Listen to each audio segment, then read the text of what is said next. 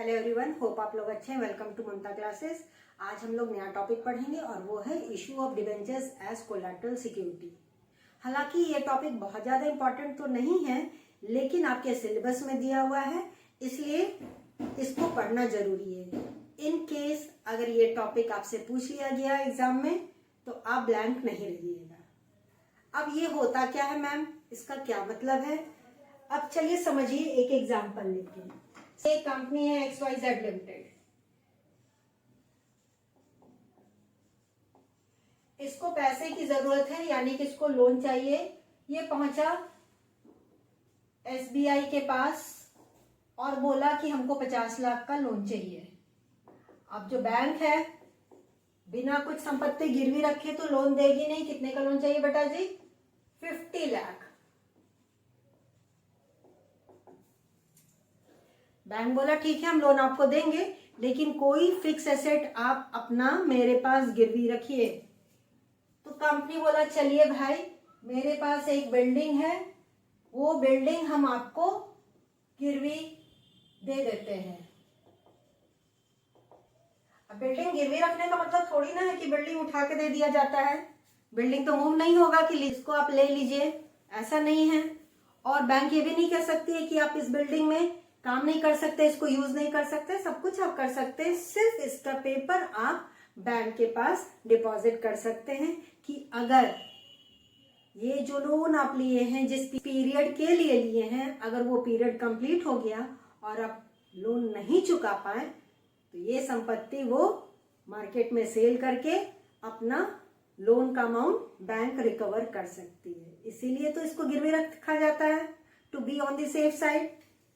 अब जो बिल्डिंग आप लोन पे रखे हैं गिरवी के रूप में, और इस बिल्डिंग का वैल्यू है आज के रेट में 60 लाख रुपया। जब भी जो हम संपत्ति गिरवी रखते हैं उसका वैल्यू हमेशा लोन से ज्यादा होता है। और ये जो बिल्डिंग हम रखे हैं ये कहलाता है मेन या प्राइमरी सिक्योरिटी। मुख्य सिक्योरिटी है, मुख्य रूप में ये गिरवी रखा गया है, मेन और प्राइमरी सिक्योरिटी। अब बैंक बोलेंगे ठीक है, आपने ये गिरवी तो रख दिया अपना संपत्ति, लेकिन ये सफिशिएंट नहीं है, हमको कुछ और चीज चाहिए गिरवी के रूप में। मेरे पास कुछ डिबेंचर्स हैं, इसको हम आपके पास डिपॉजिट कर दे रहे हैं एज कोलैटरल सिक्योरिटी। ये कंपनी क्या दे दी और एडिशनल सिक्योरिटी के रूप में? डिबेंचर्स। और कितने का डिबेंचर्स दे दी? Let's take it as 25 lakh rupees. ये जो कंपनी अपना डिबेंचर्स गिरवी रखी है इसके पास, ये कहलाता है कोलैटरल और एडिशनल और सेकेंडरी। एक और नाम सब्सिडरी।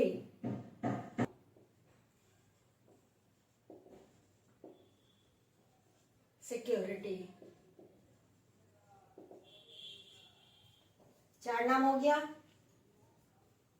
बिल्डिंग तो हमारा मेन गिरवी रखा हुआ संपत्ति था, इसके अलावा हम क्या दे दिए? हम मतलब कंपनी है, बैंक को हम अपना डिबेंचर गिरवी रख दिए, और ये डिबेंचर सिर्फ उसके पास उसके सेटिस्फैक्शन के लिए रखा गया है। इस डिबेंचर्स पे कंपनी का ही अधिकार है फिलहाल, बस उसके पास रख दिए हैं कि इन केस अगर बिल्डिंग से उसका पैसा रिकवर नहीं हो पाया लोन का, इन वर्स्ट सिचुएशन, तब वो ये डिबेंचर्स पे अपना अधिकार जमा सकता है, यानी कि इस डिबेंचर्स पे भी दूसरे डिबेंचर होल्डर्स की तरह उनका अधिकार हो जाएगा। जब तक हम डिफॉल्ट नहीं करते हैं, ये डिबेंचर बस उनके पास उनके सेटिस्फैक्शन के लिए डिपॉजिट कर दिया जाता है। इसमें कोई इंटरेस्ट वगैरह हम नहीं पेमेंट करेंगे। हम इंटरेस्ट किस पे देंगे? ये जो लोन लिया 50 लाख रुपए का, इस पे इंटरेस्ट देंगे। होप आपको ये कॉन्सेप्ट समझ में आ गया है।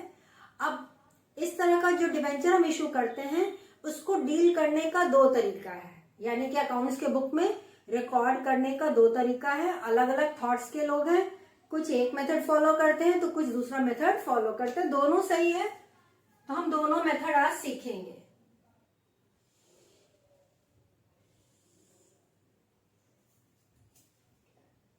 First method,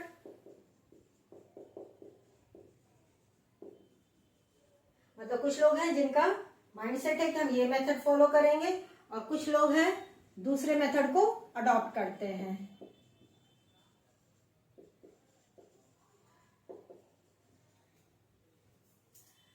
as per first method, अगर हम बैंक से लोन लेंगे तो क्या एंट्री पास करेंगे? सिंपल नॉर्मल जो हम एंट्री पास करते हैं लोन लेते वक्त वही एंट्री पास करेंगे।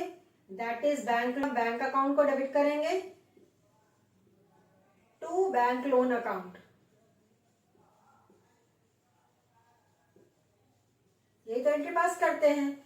और यहां नरेशन लिख देंगे, narration being loan taken from bank against primary security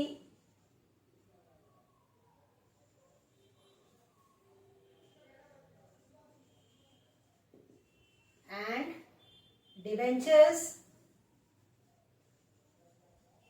issued as collateral security।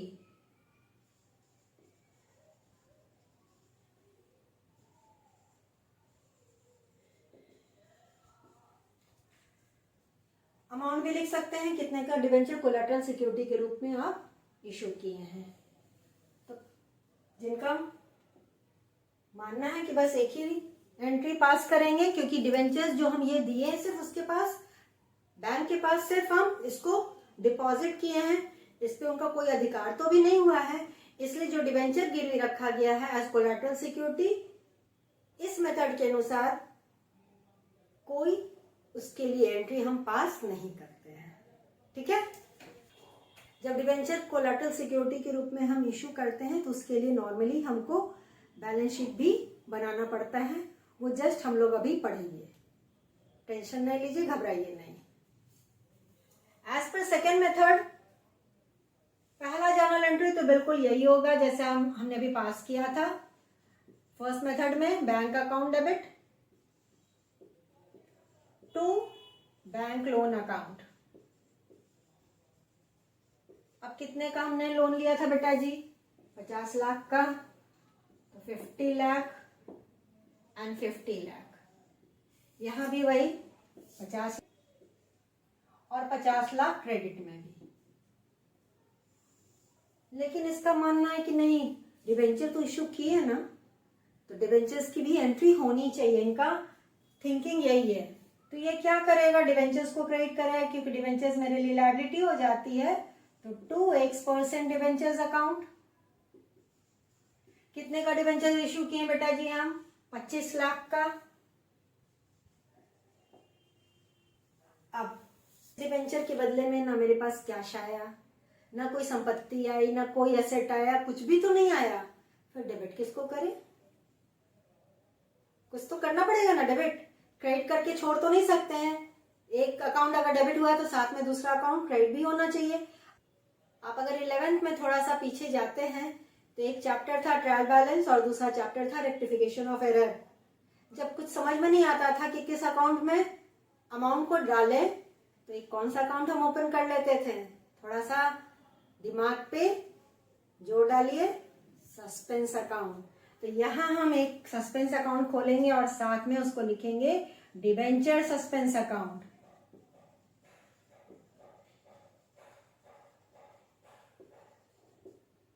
Debit 25 lakh रुपया से।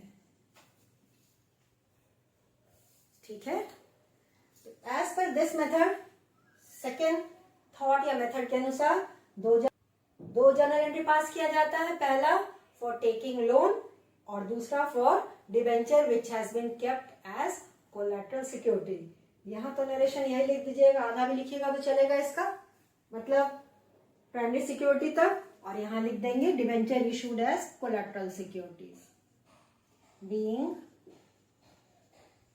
डिबेंचर्स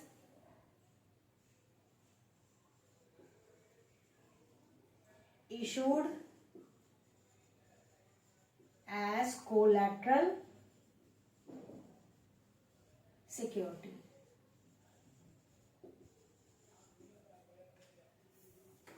तो ये दोनों अलग अलग माइंडसेट के लोगों के अनुसार जर्नल एंट्री हमने आपको समझा दिया।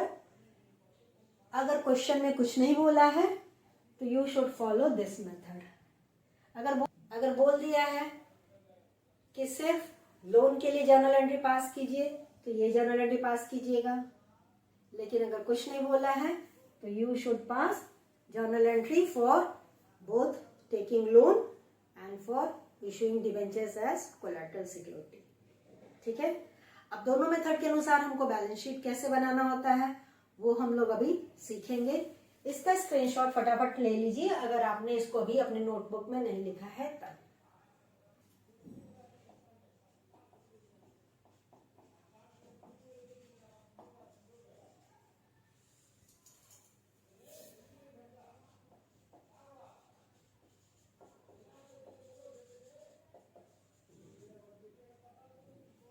एक्सट्रैक्ट ऑफ बैलेंस शीट, क्योंकि ये कंप्लीट बैलेंस शीट तो नहीं है, सिर्फ डिबेंचर को यहां पे प्रेजेंट कर रहे हैं।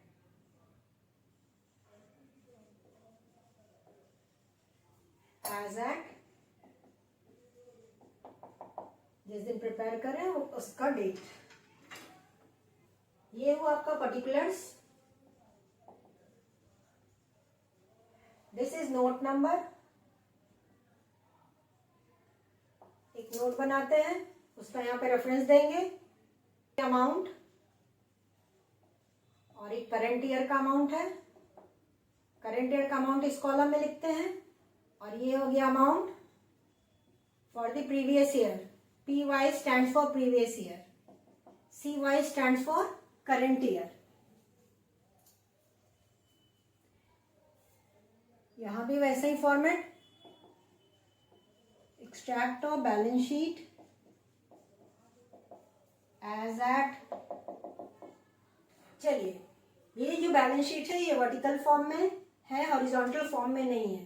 सबसे पहला जो आइटम आता है इसमें इक्विटी एंड लायबिलिटी।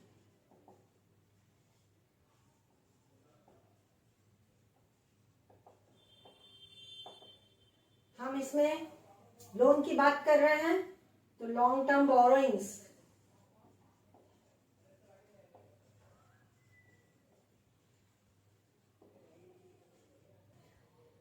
और इसके लिए हमको एक नोट्स बनाना पड़ता है, नोट्स टू अकाउंट्स।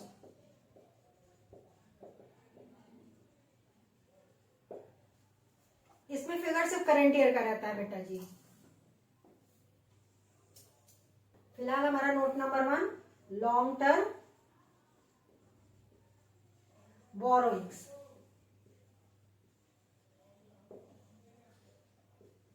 हमने बैंक से लोन लिया था तो bank loan amount was 50 lakh,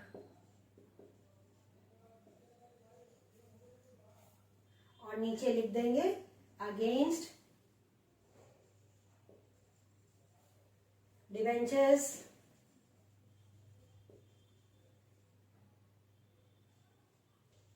as collateral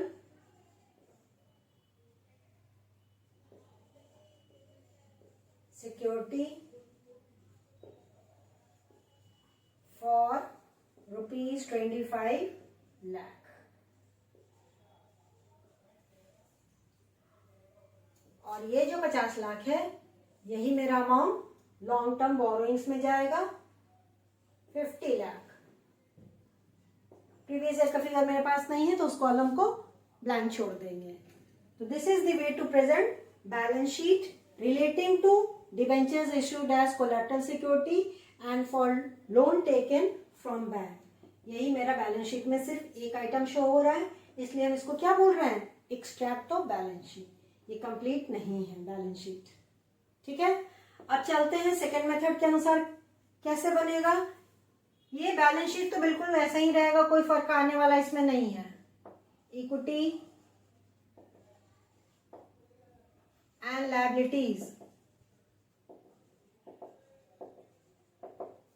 पहले एक चीज और लिख देते हैं, और वो होता है नॉन करेंट लायबिलिटीज।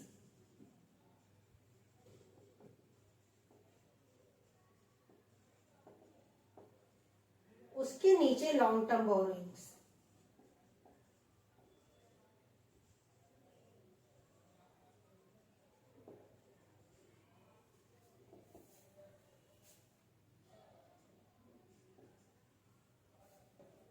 इसमें भी इक्विटी एंड लायबिलिटीज, उसके नीचे नॉन करेंट लायबिलिटीज,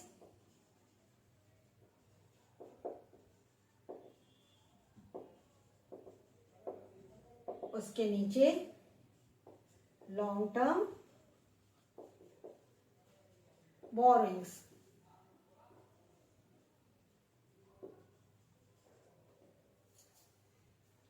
चलिए नोट्स टू अकाउंट्स प्रिपेयर कर लेते हैं।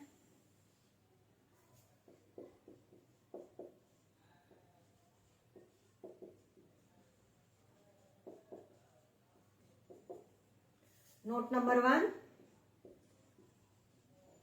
Long term borrowings.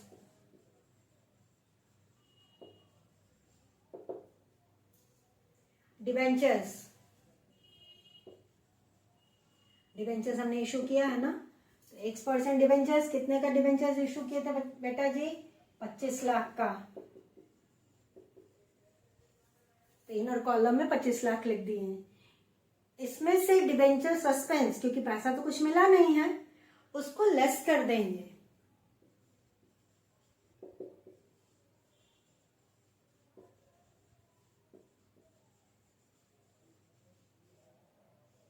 तो 25 लाख में से 25 लाख घटा दिए तो अमाउंट तो कुछ नहीं बचा, नील ही हो गया। यहाँ पे या तो डैश कर दीजिए या नील लिख दीजिए। बस प्रेजेंट करके बता दिए कि हाँ, ये जो डिबेंचर इशू किया गया है ये कोलैटरल सिक्योरिटी के रूप में इशू किया गया था। ठीक है, इससे पता चल जाता है। और दूसरा जो बैंक लोन लिए हैं तो उसको शो करेंगे। बैंक लोन हमारा 50 लाख का था, तो अमाउंट कॉलम में 50 लाख लिख दिए। Against building as primary security. और यही 50 लाख मेरा बैलेंस शीट का अमाउंट होगा। तो एज पर फर्स्ट मेथड और सेकेंड मेथड दोनों में अमाउंट 50 लाख ही जाएगा, कोई फर्क होने वाला नहीं है। बस नोट्स टू अकाउंट जब प्रिपेयर करते हैं उसको प्रिपेयर करने का या प्रेजेंट करने का तरीका थोड़ा सा डिफर कर जाता है। होप आपको आज का टॉपिक समझ में आ गया है। आज हमने ये टॉपिक तो आपको समझा दिया है। इससे रिलेटेड एक न्यूमेरिकल हम लोग नेक्स्ट क्लास में सॉल्व करेंगे। तो मिलते हैं नेक्स्ट क्लास में, तब तक अपना ख्याल रखिए, खुश रहिए, बाय।